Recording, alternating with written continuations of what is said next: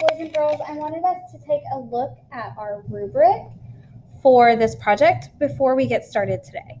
So a rubric is a tool that teachers and students use to decide if they have done a great job on a project or on their writing. So in this one, it's a rubric for proficient informational text. That means an informational book, a nonfiction book that is proficient. That means that it is good and it's something that we want to read, right?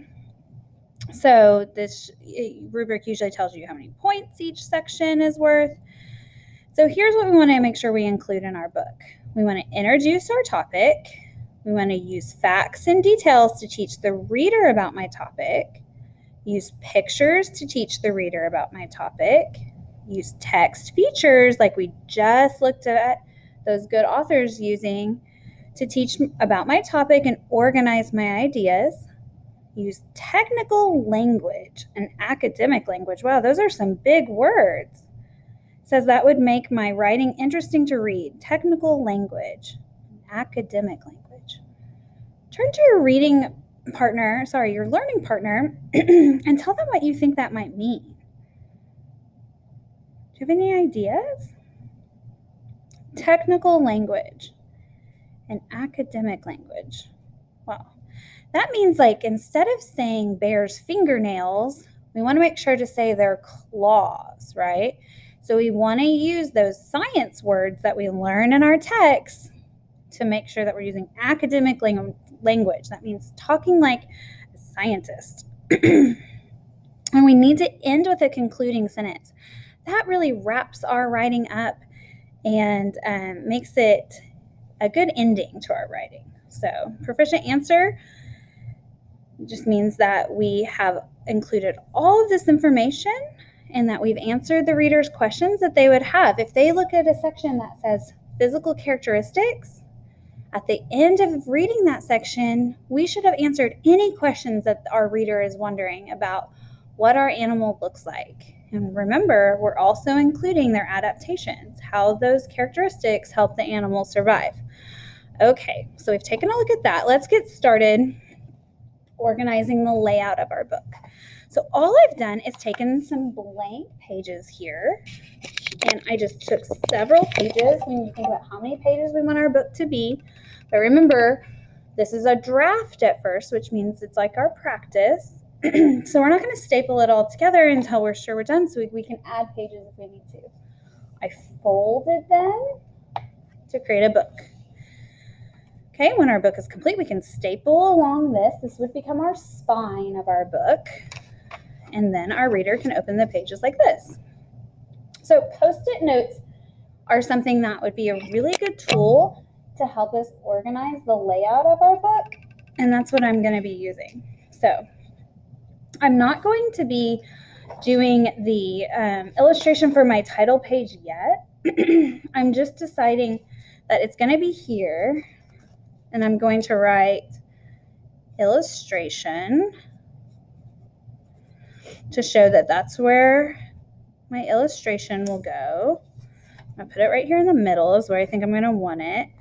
And then I'm going to put the title of my book. I think my title of my book might be All About Bears. Remember, yours will be a title that has to do with the animal that you're researching. So I think I'm going to want my title above my illustration. Oh, and then I'll have to put the author there. Written by Mrs. Wilburn.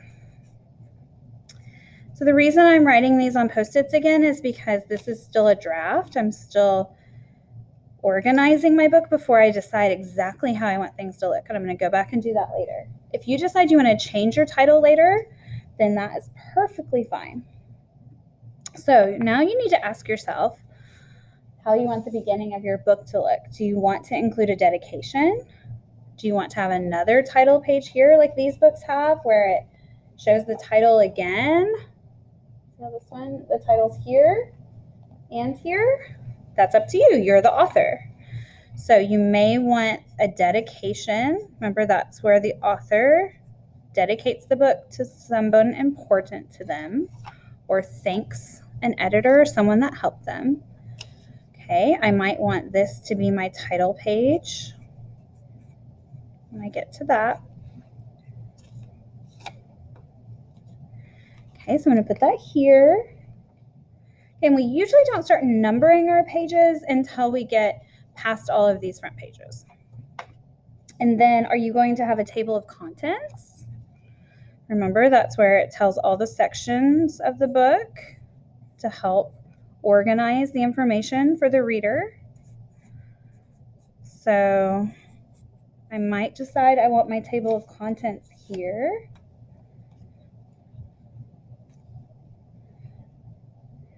And then I might start my first section here. So remember, let's look back at our organizer for research question 1. What is our topic? Yep, physical characteristics.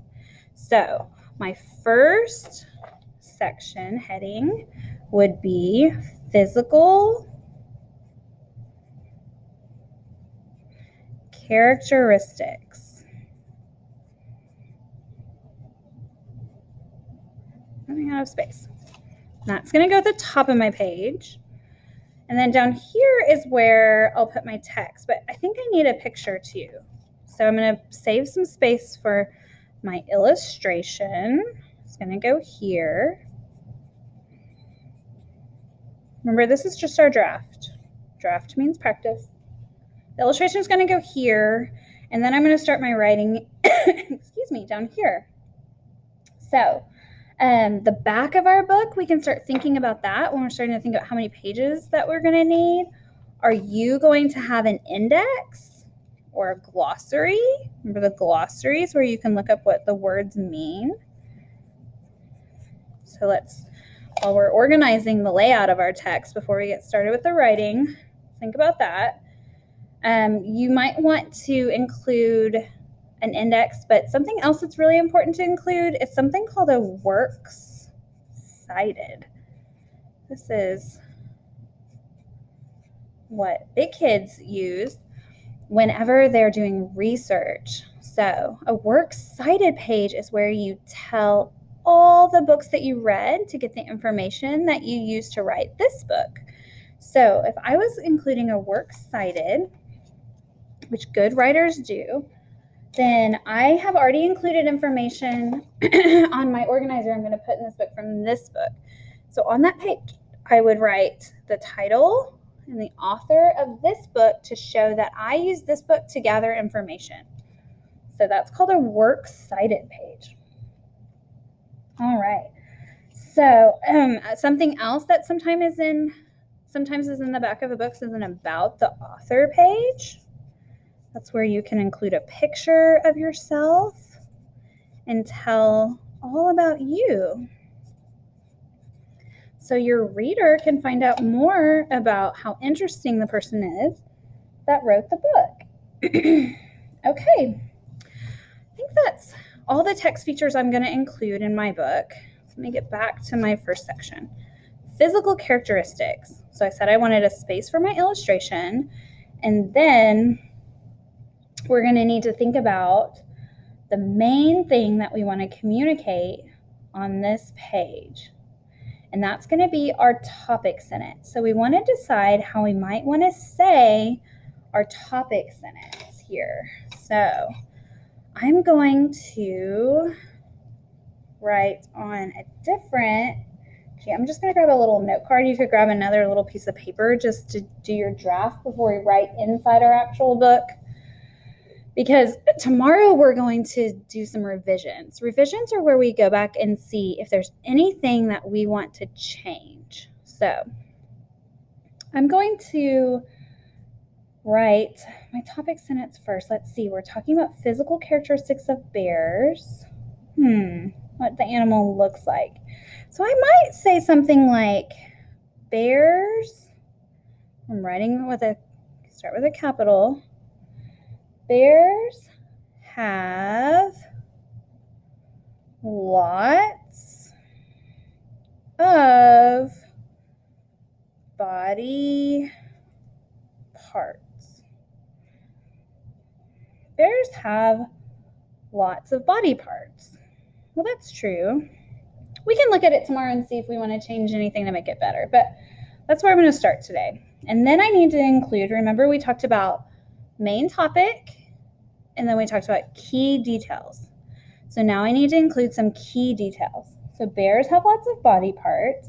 And let me look back at my organizer to see what key details I have here.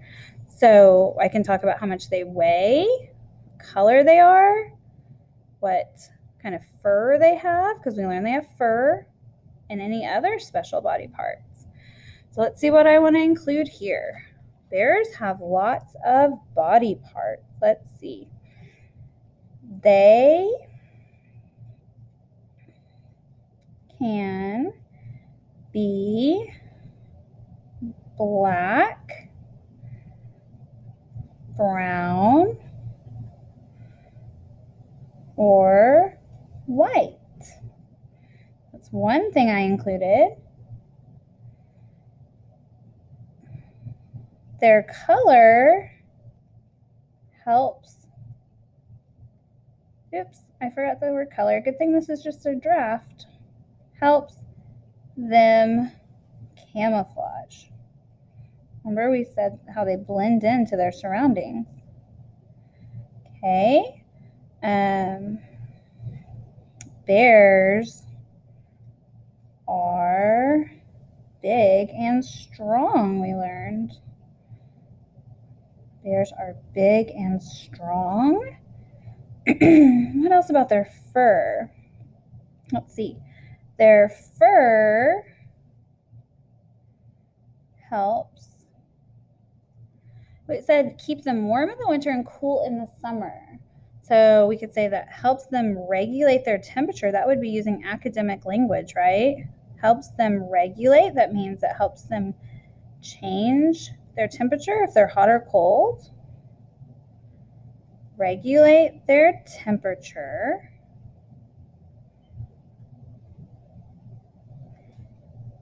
And then I'm going to include another section here. So this kind of helps me see if I think I can fit all of this on our page. Helps them regulate their temperature and protects them from insects and dirt. Protects them from insects and dirt. That's what we had on our organizer here. What else do we have? We include about the color and camouflage, their fur and how that protects them. Now snout, the sharp teeth, sharp claws, oh, their body fat too helps them survive, right? Let's see. They have large nostrils.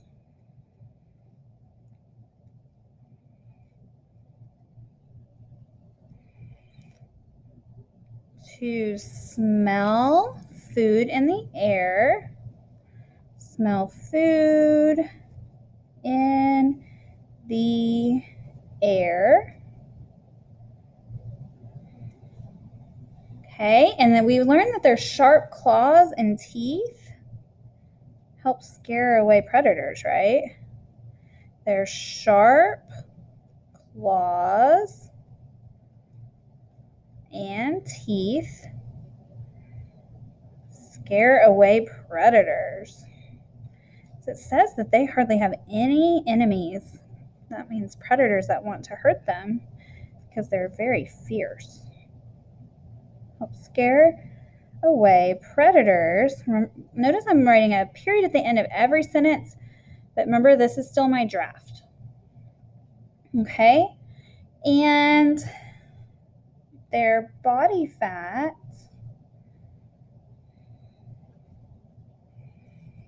keeps them warm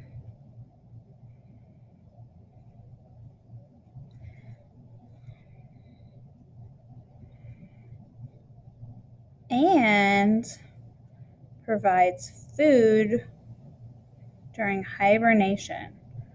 So they don't eat the whole time they hibernate. Well, I bet we'll learn more about that with another research question. But we read that so far. And that helps them survive. Okay.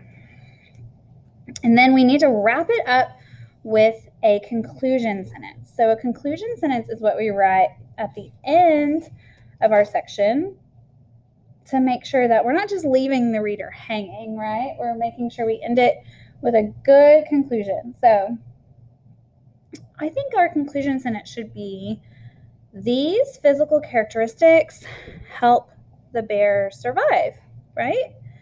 Okay, so that would be, I'm gonna write my conclusion sentence here, and then I'm gonna decide how I wanna organize this on my page when I do my revisions. These physical characteristics, oh, see, I ran out of space. That's something I'm glad that I didn't make that mistake in my final copy. Help the bear survive.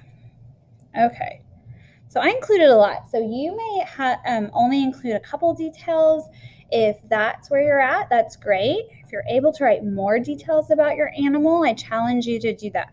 I included all of my key details, except for, oh, I forgot to talk about how big a bear is. Uh-oh, when I do my revision, I better talk about how much they can weigh. So I'll be planning that for tomorrow. Okay, well, go ahead and start your draft and organize your book in the layout that you want. And then I want you to do your draft with either extra pieces of paper or Post-it notes or whatever you have available.